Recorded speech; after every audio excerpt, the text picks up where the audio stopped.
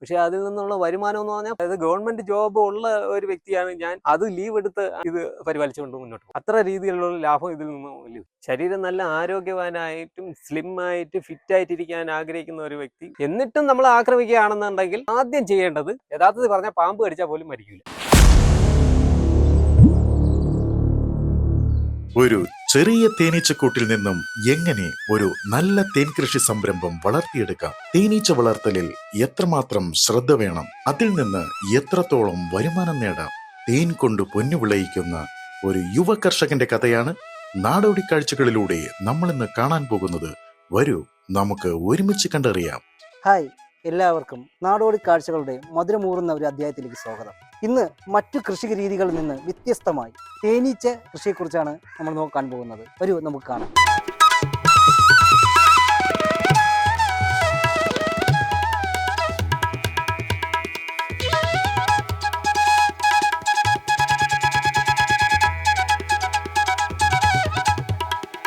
എൻ്റെ പേര് വിനോദ്.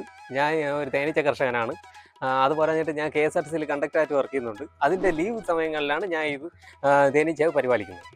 ഈ കാലഘട്ടത്തിൽ പലരും പല കൃഷികളിലേക്ക് തിരിയുമ്പോൾ വിനോദ് എന്തുകൊണ്ടാണ് തേനീച്ച കൃഷിയിലേക്ക് വരാൻ കാരണം? ആദ്യമായിട്ട് എനിക്ക് ഫ്രഷ് തേൻ കിട്ടാനില്ലാത്ത ഒരു സാഹചര്യത്തിലാണ്. അന്ന് ഞാൻ +2 പഠിക്കുന്ന കാലഘട്ടമാണ്. ആ സമയത്ത് ഫ്രഷ് തേൻ കിട്ടാനില്ല. അങ്ങനെയാണ് ഞാൻ ആദ്യമായിട്ട് ഒരു കൂട് പോയി വാങ്ങിയിട്ട് ആ ഒരു കൂടിലാണ് ഞാൻ ആദ്യമായിട്ട് തുടങ്ങുന്നത്. ഇപ്പോൾ എനിക്ക് 100ഓളം കൂടുകളുണ്ട്. പക്ഷേ ഇപ്പോൾ അതൊരു ബിസിനസ് രംഗം വരെ എത്തി നിൽക്കുകയാണ്. ആദ്യമായിട്ട് ഫ്രഷ് തേൻ കഴിക്കാൻ വേണ്ടിയിട്ടാണ് ഞാൻ ഇത് തുടങ്ങിയെങ്കിലും പക്ഷേ ഇപ്പോൾ അതൊരു ബിസിനസ്, അതായത് എൻ്റെ ജോലി ഗവൺമെൻറ് ജോലിക്ക് പുറമെ ഒരു ചെറിയൊരു ബിസിനസ് ആയിട്ട് ഇത് മുന്നോട്ട് കൊണ്ടുപോകും. നമുക്ക് വാണിജ്യ അടിസ്ഥാനത്തിൽ തേനീച്ച കൃഷികൾ ചെയ്യാനുള്ള അറിവ് എവിടെ നിന്നാണ് കിട്ടിയത്? വെള്ളായണി കാർഷിക കോളേജിൽ ദേവനേശ സാർ എന്ന് പറയുന്ന സാറിൻ്റെ കീഴിലാണ് ഞാൻ ആദ്യമായിട്ട് പഠിച്ചത്. ഇവിടെ ഏതൊക്കെ ഇനം തേനീച്ചകളാണുള്ളത്? ഞാൻ ഇവിടെ വളർത്തുന്നത് വൻ തേനീച്ചയുണ്ട്, ചെറിയ തേനീച്ചയുണ്ട്. അതിൽ വൻ തേനീച്ച എന്ന് പറഞ്ഞാൽ ഞൊടിയൽ വിഭാഗത്തിൽപ്പെട്ട ഒരു ഇനമാണ് ഞാൻ ഇപ്പോൾ വളർത്തുന്നത്. അത് മനുഷ്യരോട് ഏകദേശം ഇണങ്ങി നിൽക്കുന്ന ഒരു തരം തേനീച്ചയാണ്. ഒരു തേനീച്ചക്കൂട്ടിൽ നിന്നും നമുക്ക് ശരാശരി എത്ര തേനീച്ച ലഭിക്കും? വലിയ തേനീച്ചയാണെന്നുണ്ടെങ്കിൽ ഒരു 20 കിലോയ്ക്കും 30 കിലോയ്ക്കും ഇടയ്ക്ക് ഒരു വർഷം തേൻ ലഭിക്കും. പക്ഷേ ചെറിയ തേനീച്ചയാണെങ്കിൽ ഒരു കൂട്ടിൽ നിന്ന് 200 ഗ്രാം തേൻ മാത്രമേ ലഭിക്കൂ. പക്ഷേ ചെറിയ തേനീച്ചകളുടെ തേനിന് വില കൂടുതലാണ്. 1 കിലോ 3000 രൂപ വരെ വില. വലിയ തേനീച്ചയ്ക്കാണെന്നുണ്ടെങ്കിൽ 1 കിലോ 400 രൂപയാണ്. നമ്മൾ വീട്ടിൽ വന്ന് വാങ്ങുന്നത് 400 രൂപയ്ക്കാണ്. വലിയ തേനീച്ച ജനുവരി, ഫെബ്രുവരി, മാർച്ച് കാലങ്ങളിലാണ് തേൻ്റെ സീസൺ ഉണ്ടാകുന്നത്. അത് വലിയ തേനീച്ചകൾ തേൻ എടുക്കുന്നത് റബ്ബറിൻ്റെ സീസൺ സമയത്താണ് വലിയ തേനീച്ചകളിൽ നിന്ന് നമുക്ക് തേൻ ലഭിക്കുന്നത്. ചെറിയ തേനീച്ച എന്ന് പറഞ്ഞു കഴിഞ്ഞാൽ ചെറിയ ചെടികളിൽ നിന്നും പൂക്കളിൽ നിന്നും തുളസി, തെറ്റി അങ്ങനെയുള്ള ചെറിയ ചെടികളിൽ നിന്നാണ് തേൻ എടുക്കുന്നത്. അത് ഫുൾ ടൈം എല്ലാ കാലങ്ങളിലും ചെറിയ തേനീച്ചകളിൽ നിന്നും നമുക്ക് തേൻ ലഭിക്കും. പക്ഷേ സീസണിൽ മാത്രമേ വലിയ തേനീച്ചകളിൽ നിന്നും തേൻ ലഭിക്കും. ജനുവരി, ഫെബ്രുവരി, മാർച്ച് കാലങ്ങളിൽ മാത്രമേ തേൻ ലഭിക്കൂ. ഈ റബ്ബർ പൂക്കുന്ന കാലയളവിലാണ് ഈ വൻ തേനീച്ചകൾ തേൻ ഉൽപ്പാദനം നടത്തുന്നത്. അപ്പോൾ ഈ സീസൺ കഴിയുമ്പോൾ ഇതിനുള്ള ഫുഡ് എവിടെ നിന്നായിരിക്കും ലഭിക്കുന്നത്? ജനുവരി, ഫെബ്രുവരി, മാർച്ച് കാലങ്ങളിൽ ഫുഡ് കൊടുക്കേണ്ട കാര്യമില്ല. അവർക്ക് തേൻ സ്വാഭാവികമായിട്ട് പ്രകൃതിയിൽ നിന്ന് കിട്ടും. അത് കഴിഞ്ഞ് ബാക്കി 8 മാസത്തോളം ഏകദേശം നമ്മൾ ഒരു കൂട്ടിന് 100 ഗ്രാം പഞ്ചസാര ലായനി ഉരുക്കി ഈ കൂട്ടിനകത്ത് ചിരട്ടയിൽ വെച്ച് കൊടുക്കേണ്ടതായിട്ടുണ്ട്. ആ ഫുഡ് കഴിച്ചാണ് അവർ ഈ 8 മാസത്തോളം അവർ ജീവിച്ചിരിക്കുന്നത്. അല്ലെങ്കിൽ അവർ നമ്മളെ കൂടിൽ നിന്ന് പറന്നു പോകാനുള്ള സാധ്യത. മറ്റേ നമുക്ക് ഈ ആ സമയങ്ങളിൽ മഴക്കാലമായതിനാൽ ഇവർക്ക് ഫുഡ് കറക്റ്റ് കിട്ടാതെ വരും. അപ്പോൾ അവർ ഫുഡ് ഉള്ള ഏരിയയിലേക്ക്, തേൻ കിട്ടുന്ന സ്ഥലങ്ങളിലേക്ക് അവർ പോകാൻ സാധ്യതയുണ്ട്. അത് അങ്ങനെ പോകാതിരിക്കാൻ വേണ്ടിയിട്ടാണ് നമ്മൾ ഈ 8 മാസത്തോളം നമ്മൾ 100 ഗ്രാം പഞ്ചസാര ഒരു കൂട്ടിന് വെച്ച് നമ്മൾ കൊടുത്തുകൊണ്ട്. പക്ഷേ ചെറുതേനീച്ചയാണ് ഏറ്റവും കൂടുതൽ വളർത്താനായിട്ട് ഒരു കർഷകന് വളർത്താൻ എളുപ്പം ചെറുതേനീച്ചയാണ്. അതാകുമ്പോൾ ഫുഡ് കൊടുക്കേണ്ട കാര്യമില്ല, പരിപാലിക്കേണ്ട കാര്യമില്ല. അസുഖങ്ങൾ, ഫംഗസ് ബാധ അങ്ങനെയുള്ള അസുഖങ്ങളൊന്നും ചെറുതേനീച്ചയെ ബാധിക്കില്ല. അതുപോലെ തന്നെ ഫ്രഷ് തേനുകൾ ലഭിക്കും. അതുപോലെ തന്നെ ഗുണമേന്മയുള്ള തേൻ ലഭിക്കും. അത് ഒരു വർഷം ഫുൾ ടൈം തേൻ ലഭിക്കാൻ ചെറുതേനീച്ചയെ കൊണ്ട് കഴിയും. അതായത് തെറ്റി, തുളസി, ചെറിയ ചെറിയ ഔഷധ ചെടികളിൽ നിന്നാണ് ചെറിയ തേനീച്ച തേൻ എടുക്കുന്നത്. അതുകൊണ്ട് ഇവർക്ക് ഏത് ടൈമിലും നല്ല രീതിയിൽ തേൻ വയ്ക്കാനും അതുപോലെ തന്നെ ആദ്യമായിട്ട് തേനീച്ച കർഷകനായി വരുന്നവർക്ക് ചെറുതേനീച്ചയെ വളർത്താനാണ് ഏറ്റവും കൂടുതൽ എളുപ്പവും ലാഭകരവും. നല്ല ഔഷധകരമായ ഫ്രഷ് തേൻ കഴിക്കുകയും ചെയ്യും.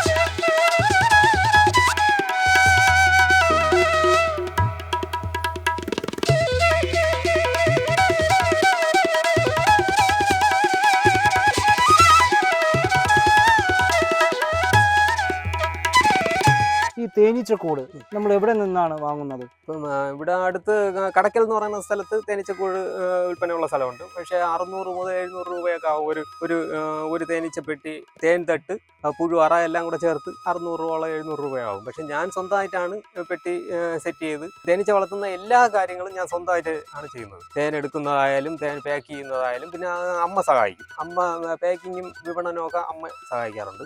അതായത് തേനീച്ച വളർത്താനുള്ള ഒരു കാര്യങ്ങളും ഞാൻ പുറത്തുനിന്ന് വാങ്ങാറില്ല.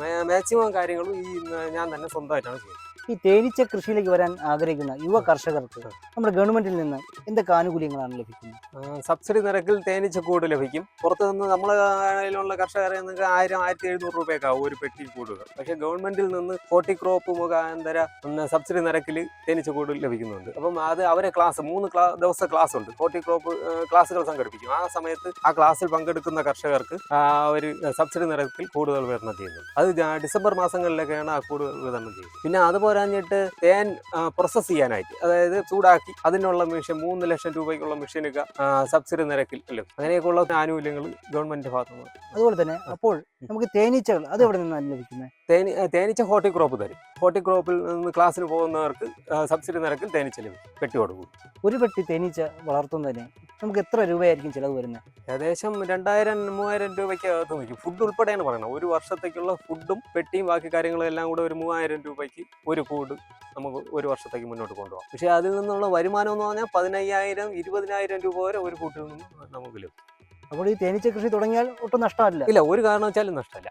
നല്ലൊരു ലാഭകരമാണ്. അതായത് ഗവൺമെന്റ് ജോബ് ഉള്ള ഒരു വ്യക്തിയാണ് ഞാൻ. അത് ലീവ് എടുത്ത് ആണ് മുന്നോട്ട് ഇത് പരിപാലിച്ചുകൊണ്ട് മുന്നോട്ട് പോകും. അത്ര രീതിയിലുള്ള ലാഭം ഇതിൽ നിന്ന് ലഭിക്കും. ശരീരം നല്ല ഫിറ്റാക്കി നിർത്താൻ ആഗ്രഹിക്കുന്ന ആൾ ഒരു ദിവസം എത്ര അളവ് തേൻ കഴിക്കാം? ശരീരം നല്ല ആരോഗ്യവാനായിട്ടും സ്ലിമ്മായിട്ട് ഫിറ്റായിട്ടിരിക്കാൻ ആഗ്രഹിക്കുന്ന ഒരു വ്യക്തി രാവിലെ 1 സ്പൂൺ തേൻ മാത്രം കഴിച്ചാൽ മതി. എന്നും തേൻ കഴിക്കുകയാണെങ്കിൽ ശരീരത്തിൽ അനാവശ്യമായിട്ടുള്ള കൊഴുപ്പടിയത്തില്ല. ബോഡി നല്ല ഫിറ്റായിരിക്കും, സ്ലിം ആയിരിക്കും.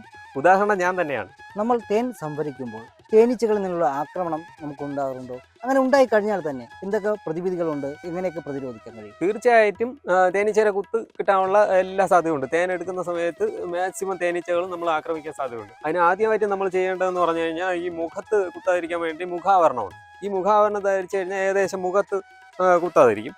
പിന്നെ ഇതിൽ ലേശം പുക സ്മോക്ക് ചെയ്ത് കൊടുത്താൽ മതി. സ്മോക്ക് ചെയ്ത് കൊടുത്തു കഴിഞ്ഞാൽ ഏകദേശം വലിയ രീതിയിലുള്ള ആക്രമണത്തിൽ നിന്നും നമുക്ക് രക്ഷ നേടാം. ഇതെല്ലാത്തിനും പുറമെ വേറൊരു ഐഡിയ ഞാൻ കണ്ടുപിടിച്ച് വെച്ചാൽ നമ്മൾ വെളുത്തുള്ളി ഉണ്ടല്ലോ, വെളുത്തുള്ളിയുടെ ചാറ് എടുത്ത് ലേശം കയ്യിലും നമ്മൾ കാലിലും ഒന്ന് പുരട്ടി കഴിഞ്ഞാൽ ഏകദേശം ആക്രമണത്തിൽ നിന്നും ലേശം ഒഴിവായി നിൽക്കാൻ പറ്റും. എന്നിട്ടും നമ്മൾ ആക്രമിക്കുകയാണെന്നുണ്ടെങ്കിൽ ആദ്യം ചെയ്യേണ്ടത് ആ കുത്തിയ ഭാഗത്തുള്ള ആണീനെ ആദ്യം എടുത്ത് കളയുക. എടുത്ത് കളഞ്ഞതിന് ശേഷം ലേശം ചുണ്ണാമ്പ് ലേശം അവിടെ പൊട്ടി കൊടുത്തു കഴിഞ്ഞാൽ വേറെ നീര് വരികയോ വേറെ ഒരു ബുദ്ധിമുട്ടും ഉണ്ടാകും. പിന്നെ നിരന്തരം കടിക്കുന്ന ഒരു വ്യക്തിക്ക് ഒരു വിഷയമില്ല. ഇപ്പം ഒരു ദിവസം ഏകദേശം ഒരു ദിവസം ഒരു കൂട്ടിൽ നിന്ന് തന്നെ 10-200 തേനീച്ചയോളം ഒരു ദിവസം കടിക്കുന്നുണ്ട്. പക്ഷേ അത് ഒറ്റയടിക്ക് 200 എണ്ണം കടിച്ചു കഴിഞ്ഞാൽ നമുക്ക് മരണം വരെ സംഭവിക്കാനുള്ള സാധ്യതയുണ്ട്. പക്ഷെ നിരന്തരം കടിച്ചുകൊണ്ടിരിക്കുന്നതുകൊണ്ട് ഇനി എത്ര കടിച്ചാലും ഒരു ബുദ്ധിമുട്ട് സംഭവിക്കാം. അതുപോലെ ഒരു തേനീച്ച കർഷകന് ആദ്യം കടിക്കുമ്പോൾ ഉള്ളൊരു ബുദ്ധിമുട്ടേ ഉള്ളൂ. പിന്നെ നിരന്തരമായി വരുമ്പോൾ പിന്നെ അത് പ്രതിരോധ ശക്തിയായി പിന്നെ നമുക്ക് ശരീരത്തിൽ വേറെ ഒരു അസുഖങ്ങളും ബാധിക്കില്ല. യഥാർത്ഥത്തിൽ പറഞ്ഞാൽ പാമ്പ് കടിച്ചാൽ പോലും മരിക്കില്ല. ആ രീതിയിലുള്ള ഒരു പ്രതിരോധ ശക്തി ശരീരത്തിന്.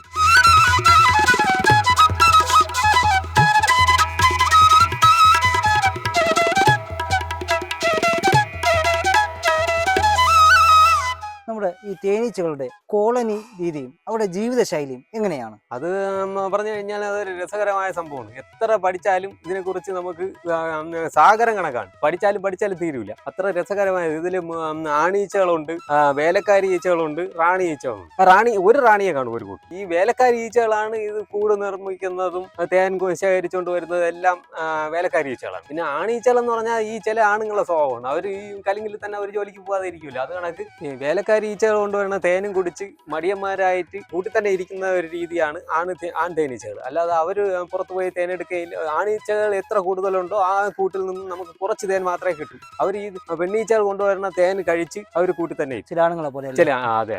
സാധാ വേലക്കാരി ഈച്ച ആയുസ് എന്ന് പറഞ്ഞാൽ ഒരു 60 ദിവസം വരെ ജീവിക്കും. ഒരു അപകടവും സംഭവിച്ചില്ലെങ്കിൽ 60 ദിവസം വരെ ജീവിക്കും. പിന്നെ ഇതിലുള്ള റാണി ഈച്ച എന്ന് പറഞ്ഞാൽ റാണി ഈച്ച 3 വർഷത്തോളം കാലം ജീവിച്ചിരിക്കും. ഒരു റാണി ഈച്ച 3 വർഷങ്ങളോളം ജീവിച്ചു.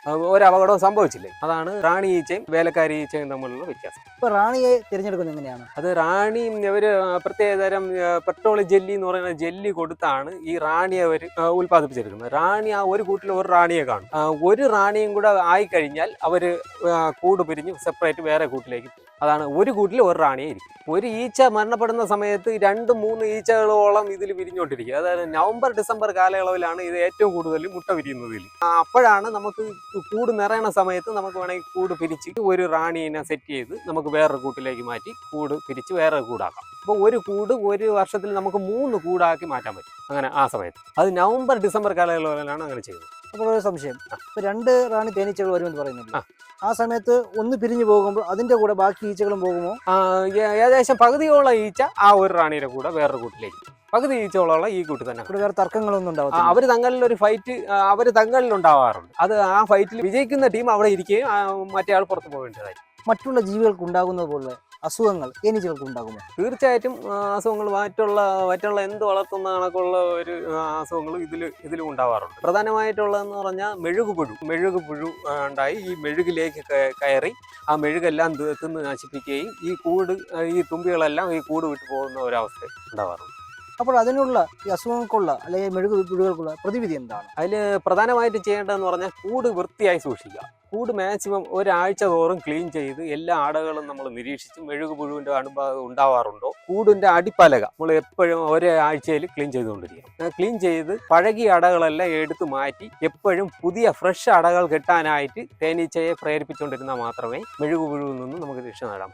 കാലാവസ്ഥ തേനീച്ച കൃഷിയെ ബാധിക്കാറുണ്ടോ? പ്രധാനമായും തേനീച്ച കൃഷിയെ ബാധിക്കുന്നതെന്ന് പറഞ്ഞാൽ മഴക്കാലത്ത് തുമ്പികൾ പറന്നുപോയി തേനെടുക്കാനൊക്കെ പോകുന്ന സമയങ്ങളിൽ ഏറ്റവും കൂടുതൽ തുമ്പികൾ മരണപ്പെട്ടു പോകാറുണ്ട്. മഴയത്തും കാറ്റത്തും ഒക്കെ തിരിച്ചു വരാൻ കഴിയാതെ വരും. അപ്പോൾ നമുക്ക് ഒരു തുമ്പിയെ നഷ്ടമായാൽ നമുക്ക് 100 ഗ്രാം തേനാണ് ഒരു കൂട്ടിൽ നിന്നും നഷ്ടമാകുന്നത്. ആ ഒരു തുമ്പി ഒരു 100 ഗ്രാം തേനോളം സീസണിൽ നമുക്ക് എത്തിച്ചേരും. അപ്പം അത് നമുക്കൊരു പ്രധാനമായുള്ള ഘടകം. ഒരു തുമ്പി കർഷകൻ എന്ന നിലയ്ക്ക് ഓരോ തുമ്പിയും വിലപ്പെട്ടതാണ്. ഒരു കൂട്ടിൽ ഒരു തുമ്പി നഷ്ടപ്പെട്ടാൽ പോലും കർഷകന് വലിയൊരു നഷ്ടം നേരിടുന്നു. പിന്നെ അതുപോരാഞ്ഞിട്ട് ഉള്ള ഒരു വേറൊരു വിഷയം എന്ന് പറഞ്ഞാൽ കടന്തലിന്റെ ആക്രമണം എന്ന് പറഞ്ഞാൽ ഈ കൂട്ടിന്റെ അടുത്ത് വന്നിരുന്ന ഈ കടന്തൽ ഈ ഓരോ തുമ്പിയെയും കടിച്ച് കൊണ്ടുപോയി കൊന്ന് തിന്നാറുണ്ട്. അത് പ്രധാനമായി ഈ തേനീച്ച കൂട് ഈ ഏരിയയിലൊക്കെ ഏറ്റവും കൂടുതൽ കടന്തൽ വന്ന് കൂട് വയ്ക്കാറുണ്ട്. ഈ തേനീച്ച കോളനി ഇരിക്കുന്നതുകൊണ്ട് അവർക്ക് എപ്പോഴും ആഹാരം കിട്ടും, തേനീച്ചനെ പിടിച്ചോണ്ട് പോകാൻ കഴിയും. അങ്ങനെയൊക്കെയുള്ള ആക്രമണങ്ങൾ തുമ്പിനെ നേരിടും. മിക്കവാറും നമ്മളെ ഈ നാട്ടുപ്രദേശത്തുള്ളവർ തന്നെ വന്ന് എടുക്കുന്ന ടൈമിൽ അവർക്ക് ഫ്രഷ് തേനാണോ എന്ന് അറിയുകയും ചെയ്യാം. എടുക്കുന്ന സമയത്ത് തന്നെ പലരും നമ്മൾ പാലക വാങ്ങാൻ വരില്ലേ, അതുപോലെ രാവിലെ തേൻ എടുക്കുന്ന ടൈമിൽ, അതായത് ജനുവരി ഫെബ്രുവരി മാർച്ച് സമയങ്ങളിൽ മിക്കവാറും അവർ നമ്മൾ തേൻ കൂട്ടിൽ നിന്നും മിഷനിലേക്ക് എടുത്ത് വയ്ക്കുന്ന ടൈമിൽ തന്നെ അവർ വന്ന് വാങ്ങിക്കൊണ്ട് പോകാറുണ്ട്. പിന്നെ അത് കഴിഞ്ഞിട്ട് ബാക്കി വരുന്നത് ഹോർട്ടിക്രോപ്പ് ഉണ്ട്, മാവേലിക്കര, അവർക്ക് കൊടുത്തു കഴിഞ്ഞാൽ അവർ എടുക്കും. പിന്നെ അത് പോരാഞ്ഞിട്ട് ഞാൻ ഇവിടെ തന്നെ പാക്ക് ചെയ്ത് കടകളിൽ കൊണ്ടുവന്ന് സെയിൽ ചെയ്യാറുണ്ട്. 1 കിലോയ്ക്ക് 400 രൂപയാണ് ഇവിടെ വീട്ടിൽ വന്ന് വാങ്ങുന്നവർക്ക് കൊടുക്കുന്നത്. വിനോദിനെ കൂടാതെ വിനോദിനെ സഹായിക്കാൻ വേറെ ആരെങ്കിലും ഉണ്ടോ? തുമ്പിനെ എടുക്കാൻ എല്ലാവർക്കും പേടിയാണെങ്കിലും തേൻ പാക്ക് ചെയ്യാനും നിറയ്ക്കാനും ഒക്കെ അച്ഛനും അമ്മയും സഹായിക്കാറുണ്ട്. പിന്നെ അനിയൻ്റെ വൈഫ് അവർക്ക് ഫുഡ് കൊടുക്കാനും ബാക്കിയുള്ള കാര്യങ്ങളൊക്കെ മാക്സിമം എൻ്റെ കൂടെ നിൽക്കാറുണ്ട്. ഈ തേനീച്ച കൃഷിയിലേക്ക് വരാൻ ആഗ്രഹിക്കുന്ന കർഷകർക്ക് വിനോദ് നൽകുന്ന ആദ്യത്തെ നിർദ്ദേശങ്ങൾ എന്താണ്? ആദ്യമായിട്ട് വേണ്ടതെന്ന് പറഞ്ഞാൽ തേനീച്ചയെ വളർത്താനുള്ള ഒരു മനസ്സുണ്ടായിരിക്കണം. അതിനെ പരിപാലിക്കാനും അതിന് തേനെടുക്കാനും അത് വിപണനം ചെയ്യാനും ഒരു ആഗ്രഹമുള്ള ഒരു വ്യക്തിക്ക് മാത്രമേ അത് മുന്നോട്ട് കൊണ്ടുപോകാൻ പറ്റൂ. താല്പര്യമില്ലാതെ അതിൻ്റെ കൂട്ടിൽ ചെന്ന് കഴിഞ്ഞാൽ ഒരു കടി കൂടുതൽ കിട്ടുകയുള്ളൂ. പക്ഷെ അതിലൂടെ നമ്മൾ നല്ല ഇണങ്ങി മുന്നോട്ട് ചെന്ന് കഴിഞ്ഞാൽ അത് നല്ല രീതിയിൽ നമുക്ക് നല്ലൊരു വരുമാനം കിട്ടുകയും ചെയ്യും. നല്ലൊരു വിപണന രീതിയിലേക്ക് നമുക്ക് എത്താൻ കഴിയും. അതുപോലെ എന്നിട്ട് ഇതിനെപ്പറ്റി അറിയാന്നുള്ള ഒരാളുടെ ഒരു നിർദ്ദേശം കൂടെ ഉണ്ടെങ്കിൽ നമുക്കിത് മുന്നോട്ട് കൊണ്ടുപോകാൻ എളുപ്പമായി. ചെറിയ രീതിയിലുള്ള ഒരു ബാലപാഠങ്ങൾ പഠിച്ചു വെച്ചിരുന്നാൽ അത് നമുക്ക് ഉപയോഗമായിരിക്കും. പിന്നെ അതുപോലെ എന്നിട്ടെന്ന് പറഞ്ഞാൽ തുടക്കക്കാർ ഏകദേശം ഒരു 2-3 പെട്ടികൾ തുടങ്ങുന്നതായിരിക്കും നല്ലത് ആദ്യമായിട്ട്. എന്ന് പറഞ്ഞാൽ അത് എന്തുകൊണ്ടാണെന്ന് വെച്ചാൽ ഈ തോന പെട്ടികൾ തുടങ്ങിക്കഴിഞ്ഞാൽ അതിൻ്റെ ഫുഡും കാര്യങ്ങളും ചെലവും കാര്യങ്ങളും കൂടെ ഭീമമായൊരു തുക വരുമ്പോഴും ഇത് നമ്മളെ കൊണ്ട് മുന്നോട്ട് കൊണ്ടുപോകാൻ പറ്റാതെ വരികയും പിന്നെ ഈ തുമ്പികൾ പറന്നു പോവുകയോ അണുബാധ ഉണ്ടായി നശിക്കുകയോ ചെയ്താൽ നമുക്ക് നഷ്ടം വരുമ്പോൾ നമ്മൾ മാനസികമായി ഇത് മടുത്ത് അങ്ങനെയാണ് പലരും ഈ തേനീച്ച വളർത്തലിൽ നിന്ന് ഉപേക്ഷിച്ച് പോകുന്നത്. 1 കൂടോ 2 കൂട്ടിലോ തുടങ്ങിക്കഴിഞ്ഞാൽ നമുക്ക് അത് പിറ്റേ വർഷം 4 കൂട് 6 കൂട് വരെ എത്തിക്കുകയും നമുക്ക് കുറേശ്ശെ ഒരു എന്ന് വെച്ചാൽ ഞാൻ 1 കൂടിലാണ് ആദ്യമായിട്ട് തുടങ്ങിയത്. ആ 1 കൂടിൽ നിന്നാണ് ഇന്ന് ഈ 100 കൂട്. ആദ്യം ബിസിനസ് ആയിട്ട് തുടങ്ങണമെന്ന് വിചാരിച്ച് തുടങ്ങിയതല്ല. ഞാൻ ആദ്യം ഫ്രഷ് തേൻ കഴിക്കണം എന്നുള്ളൊരു ആഗ്രഹത്തോടു കൂടിയാണ് ഈ ഫീൽഡിലേക്ക് വന്നത്. അത് കഴിഞ്ഞ് ഇപ്പം അത് ഓട്ടോമാറ്റിക്കായിട്ട് ഞാൻ പോലും അറിയാതെ അതൊരു ബിസിനസ് ആയി മാറുകയും ഇപ്പം ഒരു ഗവൺമെന്റ് ജോലിയിൽ നിന്ന് ലഭിക്കുന്നേക്കാളും വരുമാനം ഇതിൽ നിന്നും എനിക്ക് ലഭിക്കും. ആരെങ്കിലും ഹോൾസെയിലായിട്ടോ അല്ലാതെയോ ദൂരെ നിന്നും തേന് വാങ്ങാൻ വേണ്ടി വിനോദമായിട്ട് കോൺടാക്ട് ചെയ്താൽ എത്തിക്കാൻ കഴിയുമോ? തീർച്ചയായിട്ടും പാക്ക് ചെയ്ത് എവിടെയെന്ന് വെച്ചാൽ അവർ വീട്ടിൽ എത്തിച്ചു കൊടുക്കുന്നതാണ്. തേനീച്ച കൃഷിയിലേക്ക് ആ. വരാൻ താല്പര്യമുള്ള ആരെങ്കിലും വിനോദുമായി കോൺടാക്ട് ചെയ്താൽ അവർക്കുള്ള നിർദ്ദേശങ്ങളും സഹായവും വിനോദം ചെയ്യാൻ കഴിയുമോ? എന്നെ കൊണ്ട് അറിയാവുന്ന കാര്യങ്ങൾ ഞാൻ അവർക്ക് പറഞ്ഞു കൊടുക്കാനും എൻ്റെ കയ്യിൽ നിന്ന് കൂട് വാങ്ങുന്നവർക്ക് കൂട് എത്തിച്ചു കൊടുത്ത് അവർക്ക് അത്യാവശ്യം വേണ്ട കാര്യങ്ങൾ ഞാൻ പറഞ്ഞു കൊടുക്കാനും തയ്യാറാണ്. വിനോദിനെ കോൺടാക്ട് ചെയ്യാൻ വിനോദിന്റെ നമ്പർ നമ്മൾ ഈ വീഡിയോയുടെ താഴെ കൊടുക്കുന്നുണ്ട്, കൊടുക്കാമല്ലോ അല്ലേ? തീർച്ചയായും കൊടുക്കാം. വിനോദിന്റെ ഫാം സ്ഥിതി ചെയ്യുന്ന സ്ഥലം ഒന്ന് പറയാമോ? ഇത് സ്ഥിതി ചെയ്യുന്നത് തിരുവനന്തപുരം ജില്ലയിൽ കാരേറ്റിനടുത്ത് പേടുകുളം എന്ന് പറഞ്ഞ സ്ഥലത്താണ്.